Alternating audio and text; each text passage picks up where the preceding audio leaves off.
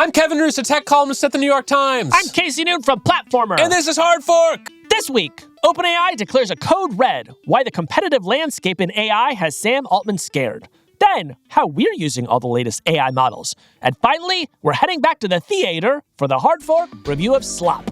Well, Casey, do you feel a little nervous energy, a certain frisson of tension in the air crackling through San Francisco these days? Absolutely, Kevin. There's a chill on the back of my neck and an eerie silence as I walk down the streets of the Mission. Yes, well, that is because OpenAI is in a code red. Code red! Now, as you will remember, a couple years ago on this show, we talked to Sundar Pichai, the CEO of Google, when they were in their own sort of code red period, which he said was not actually called code red, but someone over there was using that term.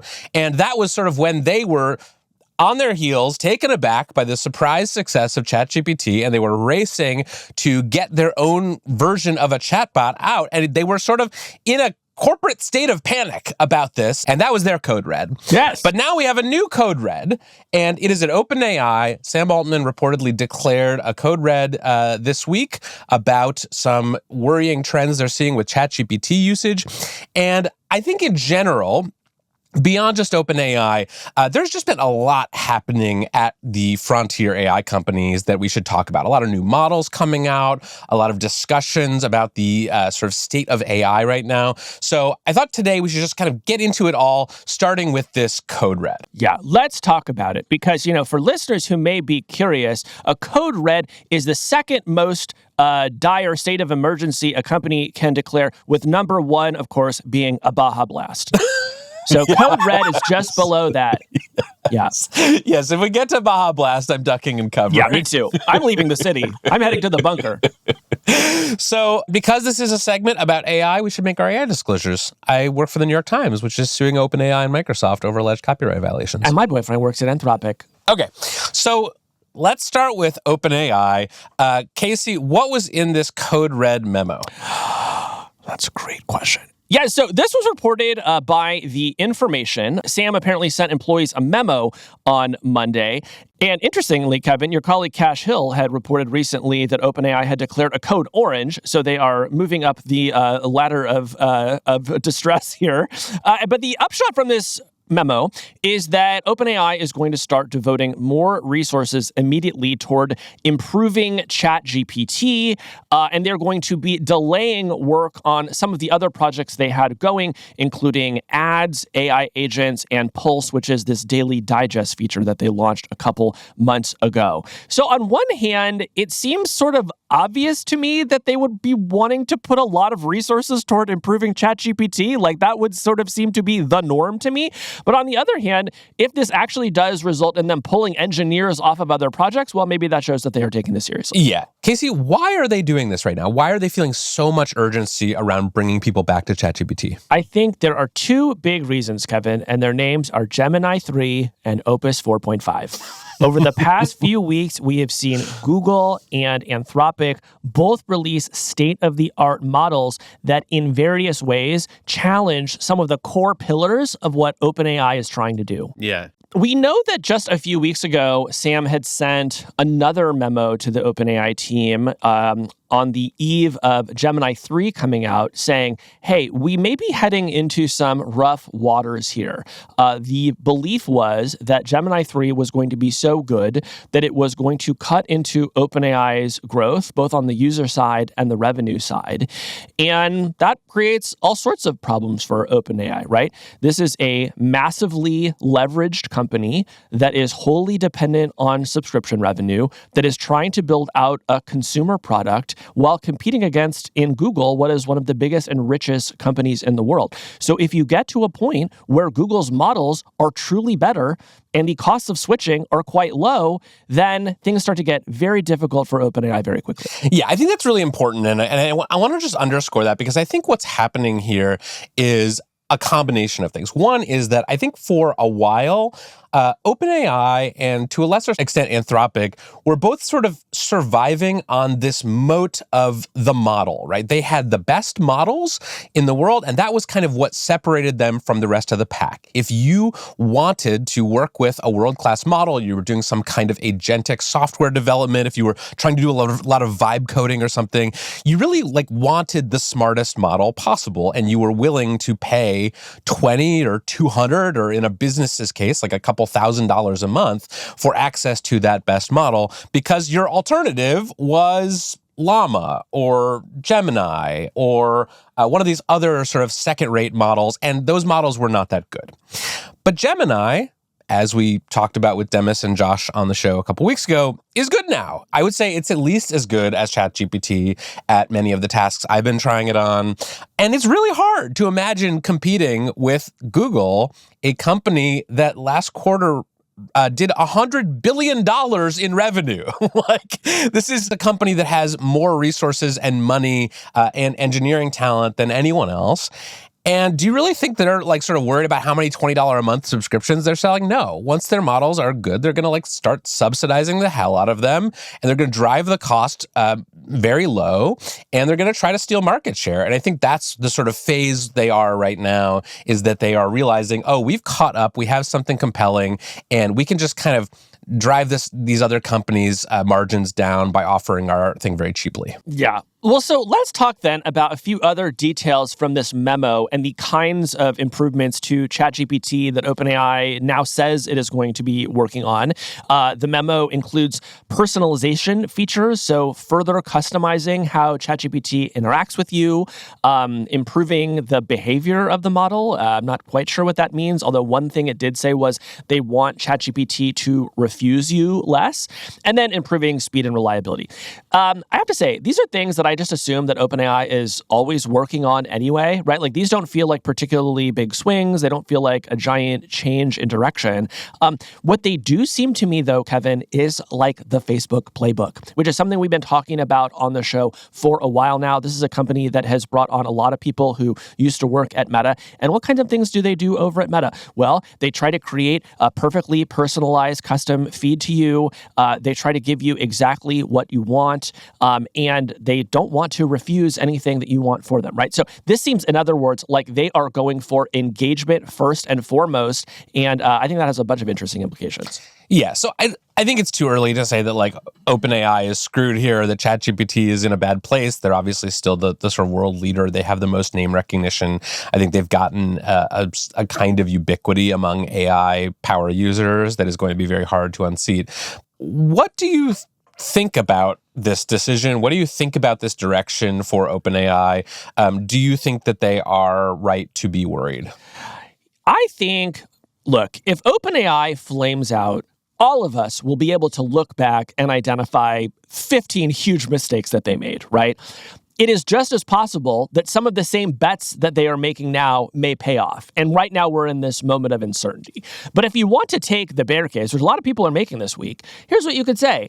This company is massively leveraged, right? They've made a ton of spending commitments into the trillions of dollars that rely on revenue that is not close to materializing.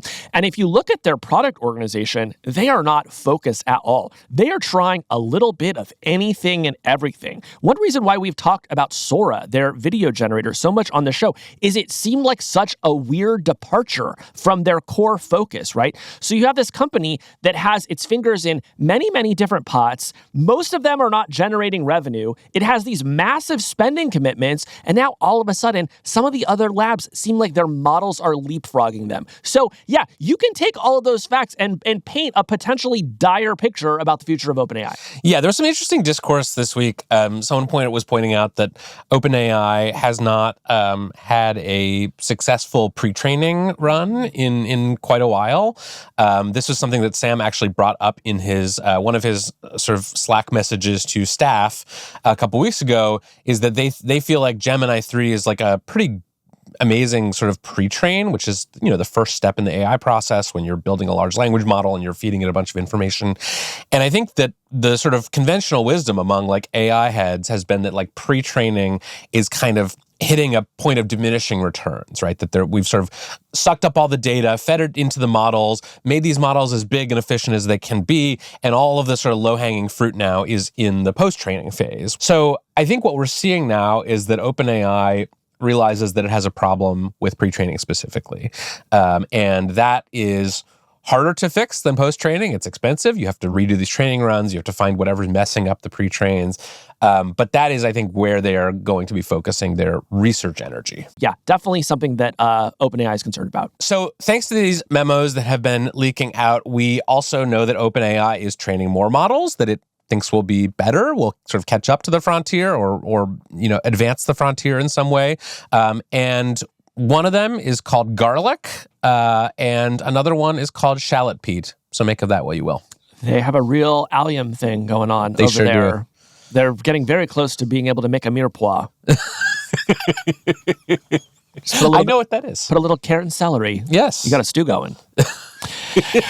Now, what did they say about those models, though? Because I believe we saw some reporting in the information that said that at least they believe that this next series of models will bring them back to or maybe even a bit ahead of the state of the art. Yes. I've been talking to some folks over there. They seem optimistic about these models, but it's also not clear yet whether they will be as good as they hope they will. All kinds of things can get messed up in the late stages of training a model. And so I guess we'll just have to wait and see. Let me add one more point about all this, though, which I think is important, which is the mere fact that OpenAI's current focus is just kind of clawing its way back to parity with its biggest rivals is a big part of the problem here. Yes. Right? Think about the position that OpenAI was in just about 3 years ago this week, which was just days after the launch of ChatGPT. The world was their oyster, right? Yes. They had this massive head start over everyone, and they have been able to maintain that lead even in the face of historic turmoil, including the ousting of their CEO and then bringing him back, right? And I think for months, I was honestly astonished that they had been able to release feature after feature that was keeping them so far ahead of the competition. Now does seem like the first moment after the release of ChatGPT where maybe they're just starting to fall a little bit behind. And Kevin, I have to say, for OpenAI to realize its ambitions, it is not going to be enough for them to make a model that is as good as Gemini 3. They need to be able to leapfrog it again. Right. They are not going to win by tying for first place. That's right. All right, let's talk about some of these other AI models and some of these other companies that have been coming out with new things recently. And I want to start with Gemini 3, a model that we've mentioned a couple times already today. We talked with Demis and Josh about it on our bonus show on the day that it came out. We've now had a couple weeks to play around with the model and start using it, and I want to know your impressions. So I think the number one observation I have about Gemini 3 is that it is just faster than the competition. And this matters a lot, right? Often when I'm finished writing a column, I will ask both ChatGPT and Gemini to fact check it. ChatGPT's fact checking is usually more thorough and better than Gemini 3's even today, but Gemini 3 is a lot faster. And in AI, speed matters a lot. And the faster something is, the more often you use it. So I think that's been really powerful. Now, do you fact check the fact check? Do you have to go in and sort of manually see if what their models are telling you is correct? Yeah. So what I'll do is, it'll basically just say hey, you got this date wrong, or, you got this name wrong. And then I go look it up myself. And, 9 times out of 10, they have caught my mistake. So I'm not just saying tell me that everything in here is perfect. I'm saying, can you find something in here that you think is wrong? And by the way, this was something that a year ago was not good. Right. A year ago, we were checking the model for hallucinations. Now they're checking us for hallucinations. Yes. It's really true. But this is something that they've gotten quite good at. Totally. Yeah, I really like Gemini. I've been a sort of quiet Gemini stan for a while now. I really liked 2.5, the model that preceded this. I have been using Gemini as sort of one of my two kind of daily driver models. We'll talk a little bit later about sort of how we're using this stuff. But I think this is a really powerful model. I've been doing some research for the book that I'm working on. Gemini has been extremely helpful with that.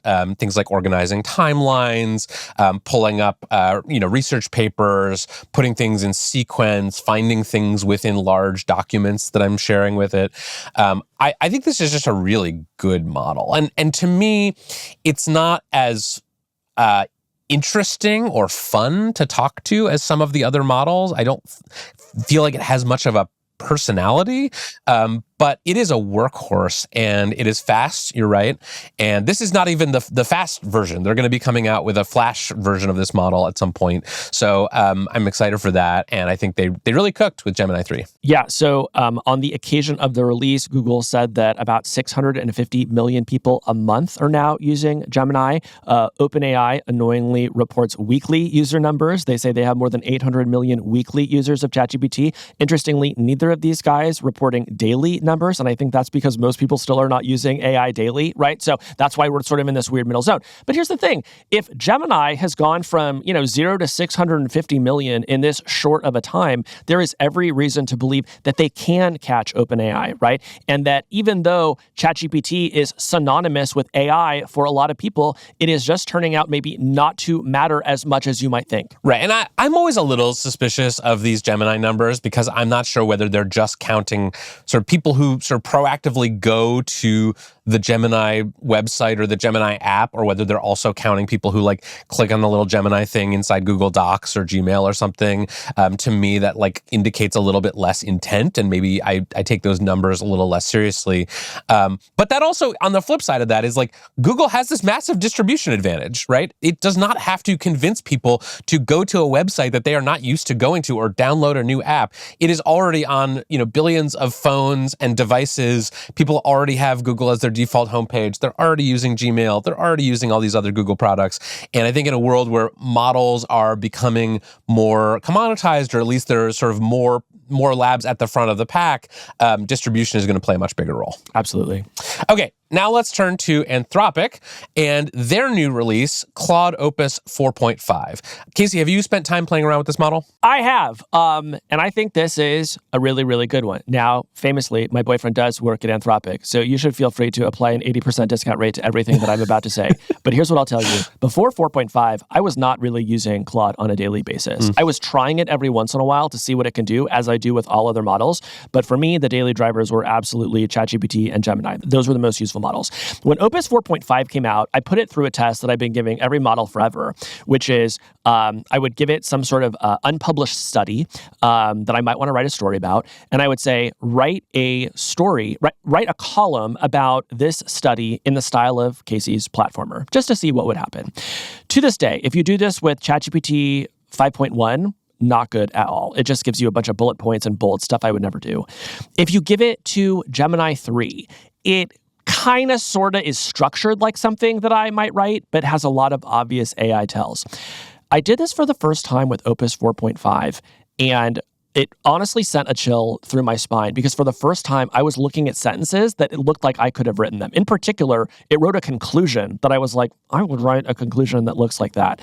So we talked a lot earlier this year about the concept of style transfer. That was the Studio Ghibli moment where all of a sudden you could make any image look like this, Japanese anime. It was really kind of fun. I've been waiting for the moment when that happens in text. This was a moment where I was like, oh my God, it is starting to happen, Kevin. So that was the first thing I saw Opus 4.5 do that made me say, okay, they may have something here. Yeah, I am not conflicted by being in a romantic relationship with anyone who works in Anthropic. So maybe apply less of a discount rate to what I'm about to say. But I love this model. I am having so much fun with Claude Opus 4.5. It is one of my 2 daily drivers along with Gemini 3. I've been using it for all kinds of book research, for preparing for podcasts and interviews. I've been talking to it about all kinds of, family things and medical things and parenting things. And I just think there's something special about this model that I have not felt since a previous version of Claude 3.5 Sonnet parentheses new, which was to that point my favorite model to talk to. And this is sort of bringing back that same feeling of oh my God, this is an incredible experience talking to this thing. Now, can you say, what do we know about what went into the making of 4.5 that might explain some of these gains that you and I are both feeling? So interestingly, I think Anthropic actually underhyped this release. They didn't do a big, splashy thing about it. They made some claims about how good it is at coding and agentic tasks like computer use. They also said that it was really good at deep research, and they called it their most robustly aligned model they've ever released.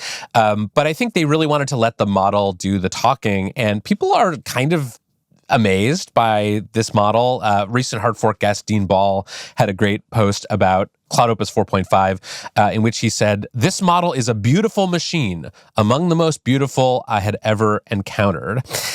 And I won't go that far, but I will say that like this is there are these sort of intangible and hard to quantify properties of models that you just kind of get a sense of when you use them a lot. Yeah, I think that in particular, the Claude models have always excelled at kind of having an empathy for the user that stops short of a sycophancy, right? It felt like you were talking to somebody a little bit more like a therapist, where there was like some sort of remove, and yet you also sort of felt like you were interacting with something that was like taking you very, very seriously and was like trying to treat you warmly.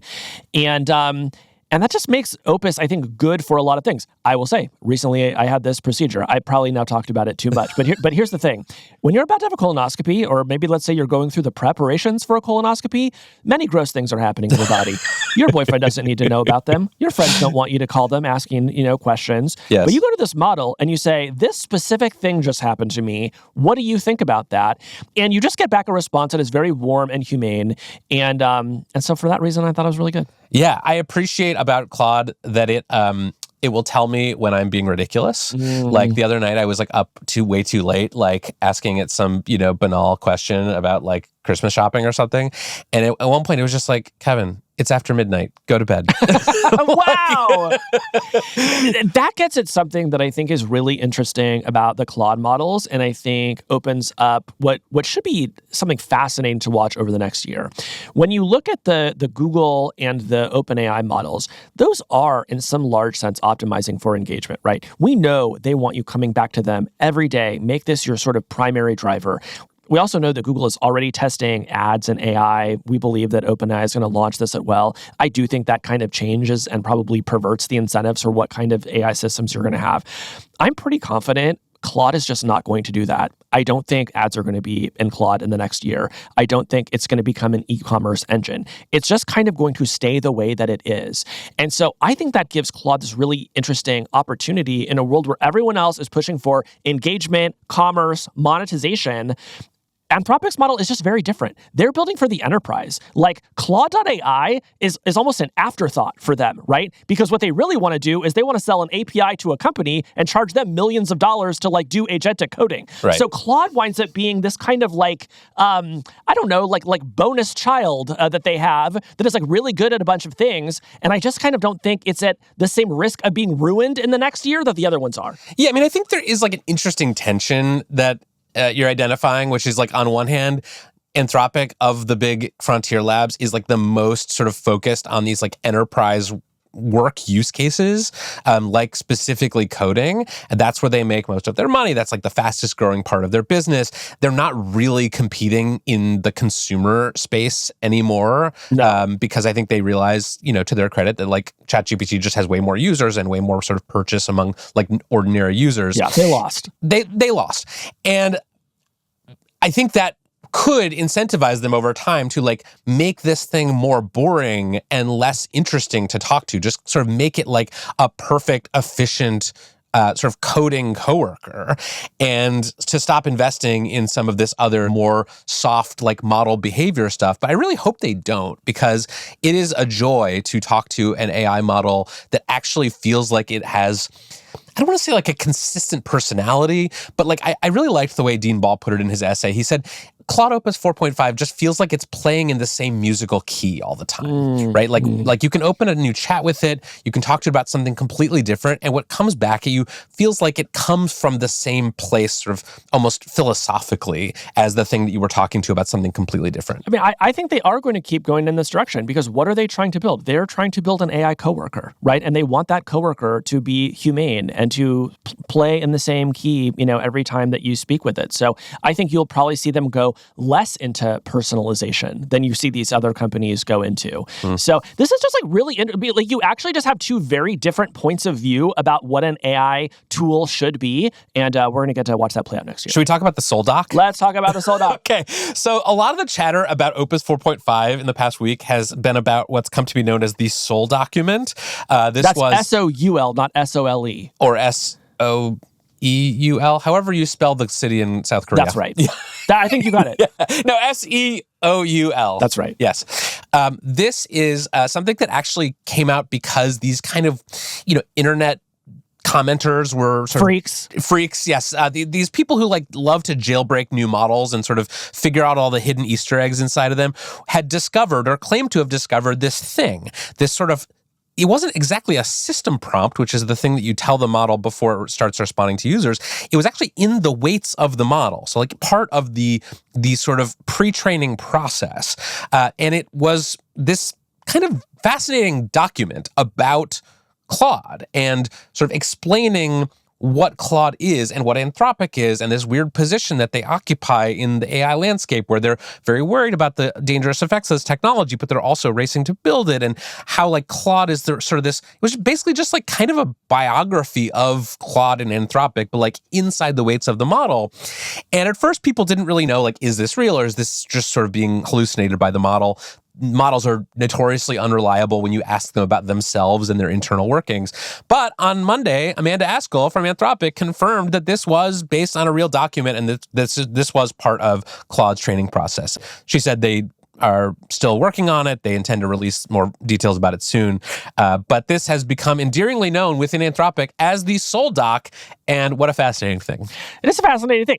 Look, this is a company that fully believes the thing that they're making is going to become sentient, conscious, and will need to be treated with all the respect that you would afford another human being. So they are sort of way out on a limb compared to their competitors getting ready for that. And it really tells you a lot about the people that work at Anthropic, that they are building Soul Docs for their AI models. I think it tells you what is coming. I was recently I went to an AI consciousness conference, which was fascinating, and I'm going to be writing about it in my book. But it's there is now this sort of seeds of this conversation happening among the people at the big labs who I think do understand that these systems are becoming increasingly, we're going to get hammered by the anti-anthropomorphization people for everything that we're about to say.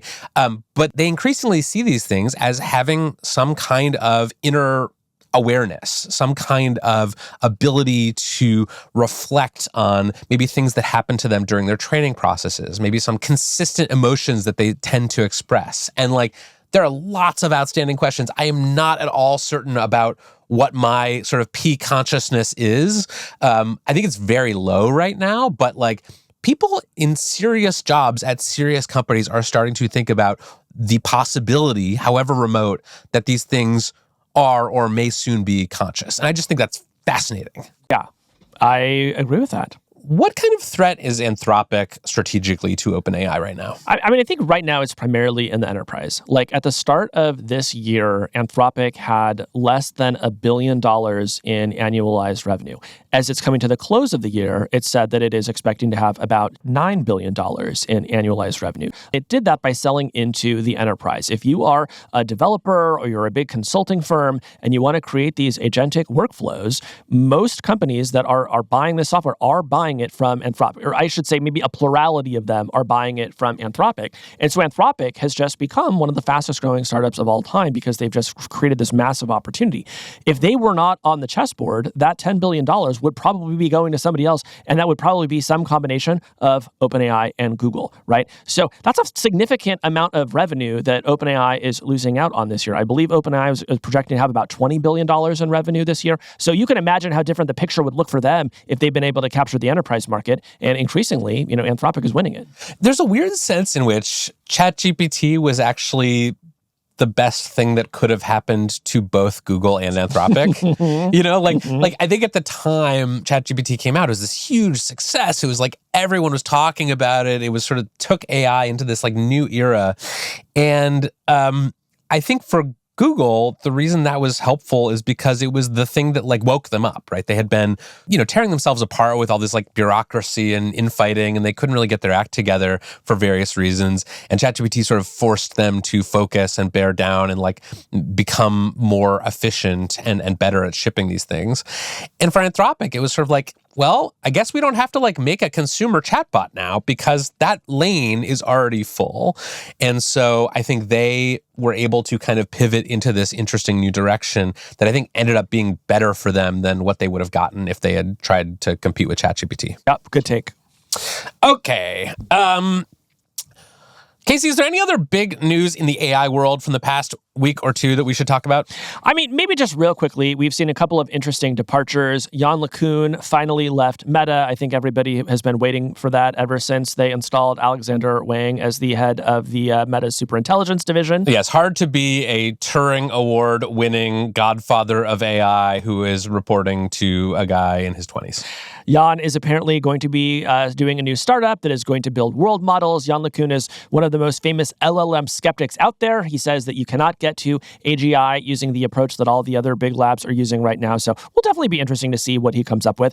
The other big move is John Andrea, who was the longtime head of AI at Apple. He is stepping down from his position. And that also, I think, was long expected because of all of the problems that Apple has had getting its AI efforts off the ground. And in fact, Kevin, I think the fact that John Andrea is leaving might just be a sign that Apple is low-key giving up on AI overall. We know that they've signed a deal with Google to make Gemini the kind of core of their AI efforts. Maybe this just becomes the kind of thing where they don't have to build it. They just buy it for cheap from someone else. They're reportedly only going to pay Google $1 billion a year, something that they can very easily afford, and maybe they'll be fine. Yeah, I don't know how to read this exactly. I mean, you could read this as like they're giving up on AI, but they also just brought in a guy from Microsoft to be their new head of AI. Let me tell you something. When you bring in a guy from Microsoft, that is a way that you're giving up on AI. No, actually, he was at Google for many more years before that. He was only at Microsoft for like 4 months, which there's an interesting story there that will have to be told someday.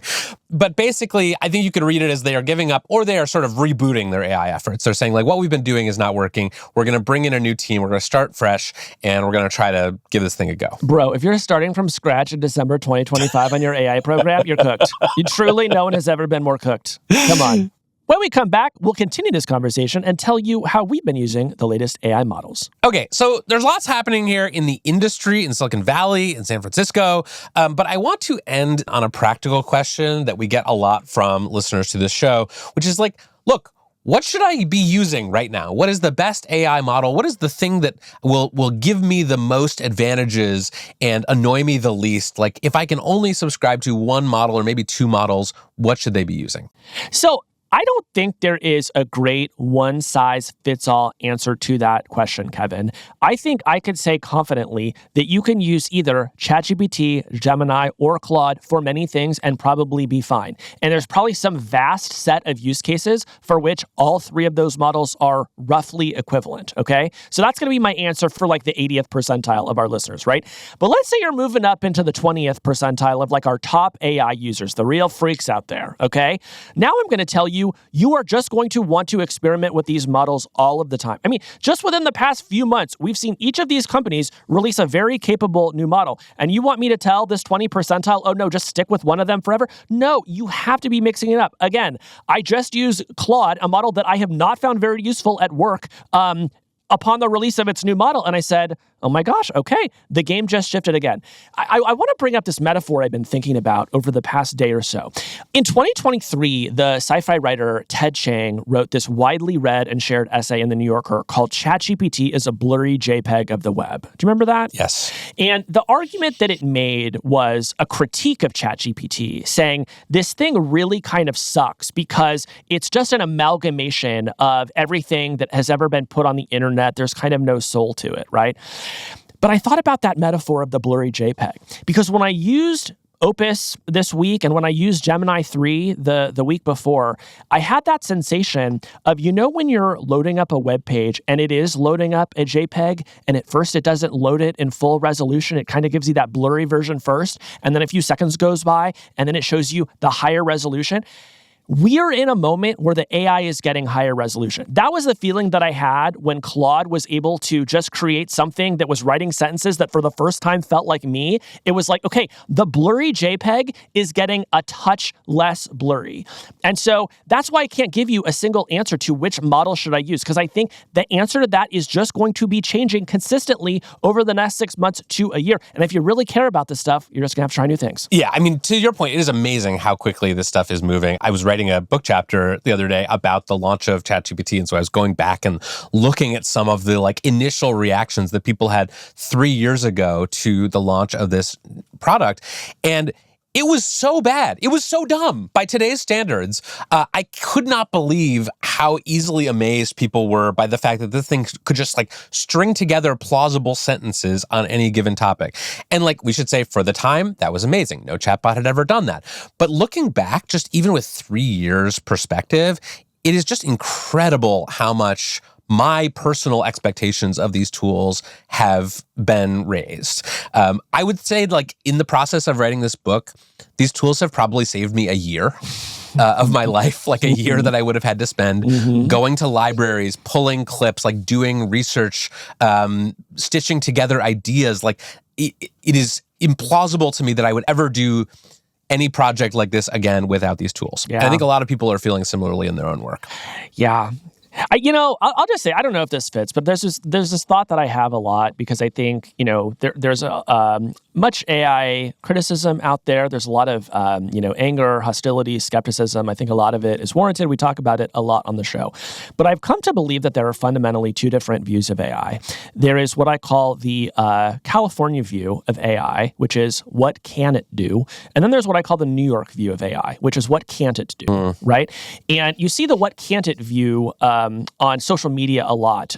Whenever an AI fails at some simple test, whenever it makes some terrible mistake, and we say, aha, screw this thing. And then you have folks like us who I think are a little bit more impressed at what it can do. The release of the models over the past few weeks has been a moment where I'm just glad that I have a default view of what can it do, because it is changing people's workflows, jobs, lives in real time. And I think that if your default is what can't it do, you're just missing a huge part of the story. Totally. I have decided one principle that I am going to apply to my life going forward is that I'm not going to listen to opinions about AI from people who do not use AI. I think that if you are not grounded in having firsthand direct experience with these models for at least 5 hours, 10 hours, something like that with the newest models, you actually are talking about something that no longer exists. Yeah, you're a historian. So that's one side of it, is just that these things keep getting better. At the same time, I want to get your opinion on kind of this other long timelines view that is coming into vogue in the San Francisco AI community. So Dwarkesh Patel recently did an interview with Ilya Sutskever, the famous AI researcher, and they talked a lot about how there's this kind of, not necessarily slowdown happening, but just these models are not as useful as people want them to be. They are not out there, adding trillions of dollars to GDP. Companies are not able to fire half their workers and replace them with AI yet. And so that view is kind of springing up within the San Francisco AI crowd at the same time as I think the models actually are getting better at the things that you and I care about. So how do you reconcile those things? I think both can be true, that we are still on a trajectory where the first likeliest thing to happen is that AI will just solve coding and software engineering. We will still have software engineers, but they will not be writing code by hand. On our predictions episode later this month, one of my predictions may be that by the end of 2026, coding is just effectively solved. This is just something that a lot of tools, even free ones, can kind of just do for you. But there's still a lot of other jobs out there. There is still a lot of translation left to be done. And not every job has as defined a rule set as coding does. So I think it can both be true that models are advancing in a way that it is bringing us closer to automating software engineering. And if you're an accountant, a lawyer, a doctor, AI still is just kind of something that is only momentarily useful. And I think the question will be, what will it take to generalize whatever is needed to solve coding for every other job, and how long will that take? Yeah, I think that's right. I think the race is still very much on. The models are still very much getting better. It remains to be seen how soon or quickly that will kind of diffuse into products that actually make life look very different for people like you and me, and for coders and lawyers and doctors and everyone else who uses these things. Stay tuned. When we come back, we're heading to the theater for the Hard Fork review of Slop. Bring your theater binoculars. They're called opera glasses. Your theater binoculars. This is why I have to keep you around. I swear to God. Unbelievable. Well, Casey, it's time once again for one of our favorite segments. That's right, the Hard Fork review of Slop. The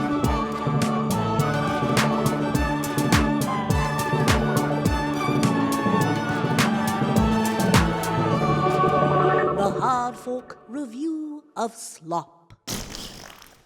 This is, of course, our cultural criticism segment where we bring very serious analysis to this new medium of AI slop that is taking over the world. And today we have some more examples of slop for our listeners' critical consideration. Let's get into it. First up today, we have some holiday slop. Now, the holidays are a time when people around the world are gathering with their families, and this year they may encounter an Instagram video that shows a bunch of tourists going around a holiday market set up at Buckingham Palace. And Casey, let's play this clip from the BBC. Please. Why are people coming to Buckingham Palace to see a market that doesn't exist? In recent days on social media, there have been AI-generated images of a Christmas market. They're fake. But that hasn't stopped people wanting to come here and experience a slice of the festive action. Tell us, why are you here? Oh, we've come for a Christmas market. That's not here. Everyone's falling for this AI-generated advertising. So, yeah. I was going to enjoy a mulled wine, and now I've got my Nanny Wars chicken sandwiches. First of all, BBC, thank you for what you do. I love that reporter. He sounded so angry. Delightful. Like he was just spitting mad at this whole situation. It's fake. They're fake. Yeah. Well, look, this is wonderful. It's, it's giving me flashbacks to the famous Willy Wonka event that was also held in the UK in recent years, where people did show up and there was a real event, but the AI advertising had made it seem much more grand than it was. We've now moved to the next stage, which is that AI is just now advertising completely non-existent events for you to go to with your family. Yes, whatever's going on in the UK, those people have to up their slop detection game. I do think this opens up a very fun possibility, which is that they will actually now have to build a holiday market at Buckingham Palace to capture the obvious demand and the flood of tourists who are coming in to go to this non-existent holiday market. Well, and just to stop a revolution. Yeah. I mean, you could tell a lot of those people were pretty, angry about what was not there. Yes, this is going to lead to a whole new dimension of fake it till you make it. Yeah. I mean, look, I have to say that this one is so interesting to me because on one hand, when you think about all of the different deepfakes you can make, few seem more innocuous than what if there was a Christmas market at Buckingham Palace? That actually sounds like a lovely piece of slop that you could make, and maybe share with a few friends. But, because we live in a nightmare information ecosystem where no one knows what's true and false anymore, you take this perfectly benign, piece of content, and all of a sudden people are showing up at Buckingham Palace. So there are, I'm sad to say, sorry to be a buzzkill, there are going to be much worse outcomes from this exact dynamic. This one is at least a little funny. But, if I were a platform like a TikTok, I might be thinking about, is it maybe bad for my platform that people are constantly looking at slop here and then going to non-existent events? Because eventually some of that anger is going to come back on the platform. They're going to be cold, and they're going to have to eat Nanny's chicken, whatever she said. I think she was having a cheeky Nando's. Was she having a cheeky Nando's? I believe she was having a cheeky Nando's. Wow. Well, it all turned out fine for her, it sounds like. Okay, we have one more example of holiday slop this year, and that is holiday meal slop. There was an article recently in Bloomberg titled, AI slop recipes are taking over the internet and Thanksgiving dinner. This was about the food bloggers who are noting to their chagrin that traffic to their websites has fallen off a cliff since people are increasingly turning to AI-generated recipes. But they are also discovering that some of these recipes don't make sense. Yeah. Yeah, so there's really, two stories here. One is about the fact that people are turning to AI tools and getting back these recipes that are just nonsensical. These systems are not directly pulling from recipes. They're reconstituting them from a bunch of different things that they've seen online. And that's not going to work out for you every single time. A lot of folks found that out the hard way over Thanksgiving.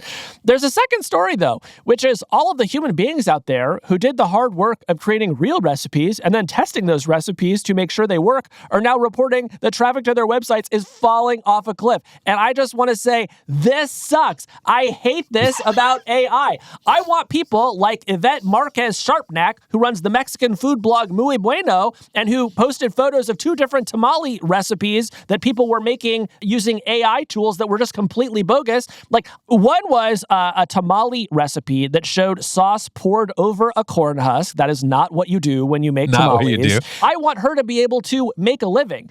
And instead, all the AI companies came along, they remixed the entire internet, and they replaced it with what so far is worse. So I hate that, Kevin. Yeah, I think they should start selling these tamales. I know a holiday market where they could sell them. I love that you just waded through my whole rant so you could make your stupid joke. Yes, I agree with you. I think this is a bad trend. At the same time, my wife, who's a very good cook, has been using AI to do some of her own cooking recently, and it's produced pretty good stuff. So I should say one man's slop is another man's treasure. Here's how we split the difference in my house, because we did Thanksgiving for 14 this holiday season. Wow, you have 12 kids? That's amazing. No, actually, our families met for the first time, if you must know. Wow. And it went great. Thank you. We all had a great time. Thanks to the families for coming up to the Bay Area for that. Anyways, point of the story, Kevin. What we did was we took a great turkey recipe from Kenji Lopez Alt, one of the great cooks in all the world. Yes. We made his turkey, and we used his recipe. But when we had questions about what we were doing, then we did turn to the AI chatbot. We say, hey, should we maybe turn the temp up? Should we turn the temp down? We used it to get guidance along the way. Kind of split the difference there. That seemed to work out fine. How did it turn out? We overcooked the turkey. But I'm not going to blame AI for that. I'm going to blame the fact that it was the first time we used our oven to cook an 18-pound turkey, okay? Listen, my therapist says it all the time. We can only learn through experience, Kevin. Okay, next slop. This one is not a holiday piece of slop. This is an educational music piece of slop. This was a great story that Katie Natopoulos wrote at Business Insider the other day about an Instagram account called Learning with Lyrics that has been flooding Instagram with these posts of AI-generated songs that basically explain topics that people might be curious about. Things like, why are manhole covers round? How does Velcro work? A topic we covered on our 50 Iconic Technologies episode. Why are giant steel coils transported on their sides instead of flat? Now, Casey, have you heard any of these songs? I haven't had the chance, but I'm hoping I could change that right now. Yes, this one is about how instant cold packs work. Let's take a listen. I'm curious how instant cold packs work. One squeeze and it's freezing cold. But how can you create cold without a freezer? Instead of creating coldness, think of it like stealing heat. The pack has 2 things inside. A dry chemical like ammonium nitrate, and a small pouch of water. When you squeeze the pack, you break that. Now, this account is apparently the work of a Cal State Long Beach student named Cashin Tomlinson, who told Katie Natopoulos from Business Insider, quote, "I've always been someone who's curious about stuff." Which is just a perfect college student quote. Relatable king. Also, I'm guessing that if he's get enough views, he could make some money, in which case Cashin could, in fact, cash in. Now, here's what I'll say about this. I had a sort of strong negative reaction to all of the AI slop recipes that are making life harder for human food bloggers. I'm actually fine with this. If you are out there and you want to make a song about why giant steel coils are transported on their sides instead of flat, you're not actually competing with a human artist. Right. You actually have that lane to yourself. And if you want to use an AI tool to do it, I say, God bless. Yes, it could be dangerous for WikiHow, which was the previous place that you go to find answers to like stupid questions. But WikiHow was one of the most disgusting websites ever created, just absolutely choked with ads. A website that actually hated all of its visitors and just wanted to collect cash. It's true. Yeah. Actually, this is sort of rhymes with something that I've been really interested in recently, which is that I've heard that college students are now using these AI music generation tools to like make songs to help them remember things, because some people are just like auditory listeners. Yeah. And so if you're like, how do I remember like the steps in the Krebs cycle? Now you can just go make a Taylor Swift song about it on one of these AI. Actually, don't do that because she'll sue you. But you can make a generic pop song about this, and that's maybe easier for you to remember than actually listing out all the steps. You know, that's great. That actually reminds me of something I did the other day, which is that my friends and I had come up with a great idea for the first line in a gay Shakespeare sonnet. So, you know, there's some kind of rumors out there about Shakespeare's sexuality. We said, what would he sound like if he was really, you know, gay? And so we came up with the line, "Shall I compare thee to a boots down sleigh?" Which just seemed like such a good line. And so then I asked Claude to finish the sonnet, and you know what? It did a great job. I don't even want to know what a boots down sleigh is. I'll tell you when you're older. Okay. All right. Next up in the Hard Fork review of Slop, this one comes to us from North Carolina, where a state senator named DeAndrea Salvador recently found herself in an ad by the Whirlpool company for a line of appliances in Brazil that she had not actually appeared in.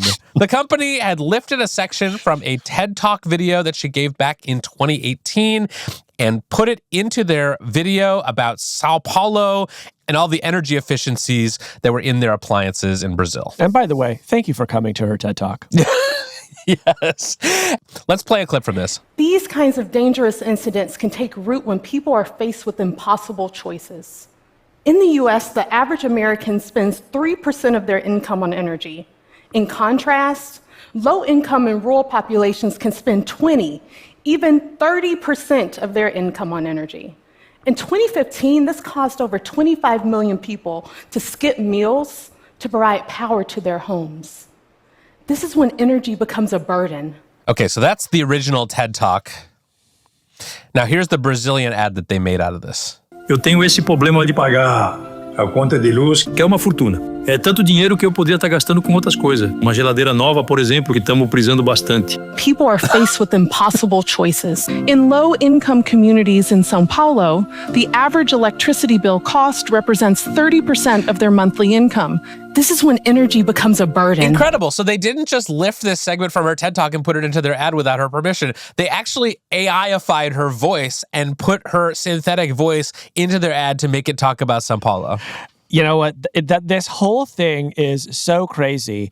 And just to add one more crazy twist. So the ad agency that made this ad is a subsidiary of Omnicom, which is one of these, advertising giants. There's only, a small handful of them. They're one of the big ones. And the subsidiary, DM9, had submitted this Slop ad for an award at Cannes Lions, which is the global ad awards that happens every year. And it won their highest award, the Grand Prix, in the creative data category, as well as a bronze lion in the creative commerce section, Kevin. Incredible. Very difficult ads to win. And so after all of this happened, they had to return the awards that they had won for making this Slop. That's incredible. That's incredible. I do think that DeAndrea should be able to claim that she is a Cannes Lions winner because she was placed into this video without her consent. She really is. So far on the Slop review, we've had one thing that I think was very bad. We've had one thing that I think was basically good. And now we have this, which I just think is so incredibly stupid. I can't believe it. Yes. Don't do this. Don't do it. Do not. Definitely, if you're out there, Whirlpool Corporation, do not make an ad featuring Casey Newton's voice lifted from this podcast and put it into an ad in, I don't know, Chile. Now, if you want to know what I think about the energy situation in Sao Paulo, just call me. I'll tell you. Don't do that. It would be very bad if you won an award for using Casey's voice without his permission next year.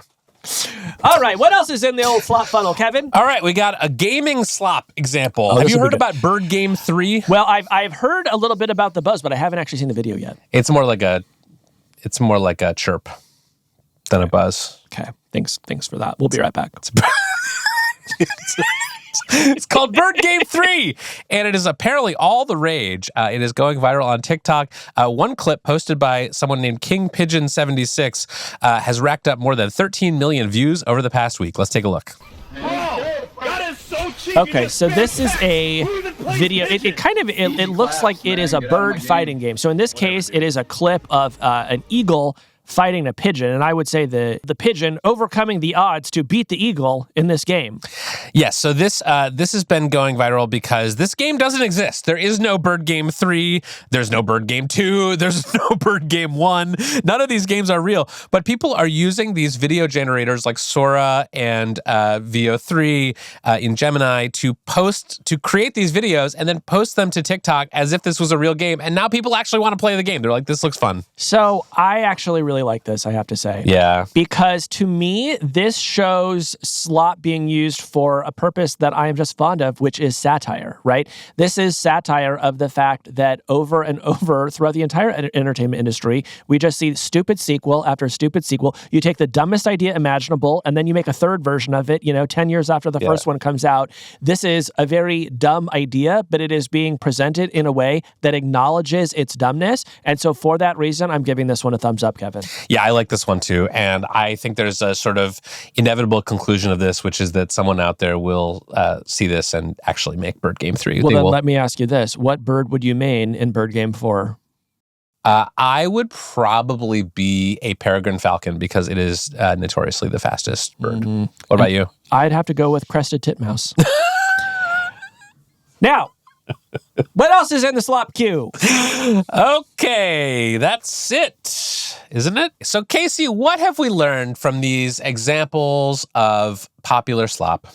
Well, we are in this moment, somewhat to my surprise, that by the end of 2025, I think slop is becoming a medium like any other, where there is good slop, there's bad slop, and in the case of the food recipes, there's slop that makes me absolutely incandescent with rage. Yeah, but that is true of almost every medium, Kevin. Don't judge slop by its cover, as we're always saying. That's here right. On the Hard Fork Review of Slop. Wait, if you were going to sort of give a message to impressionable youths out there who are thinking about making a career in slop, what would you tell them to make slop that is good for the world, or at least neutral as opposed to bad? Yeah, I would say if I have one parting message on this installment of the Hard Fork Review of Slop, it would be this: slop in the name of love. We'll be right back.